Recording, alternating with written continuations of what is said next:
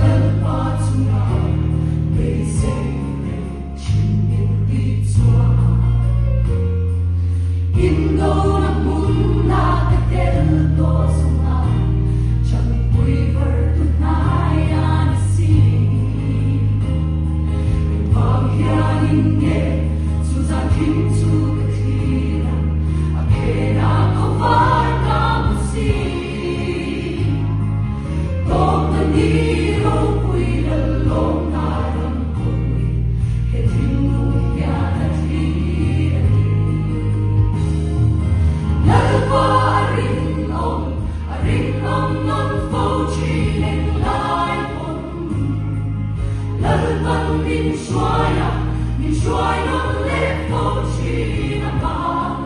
min ti cha phâu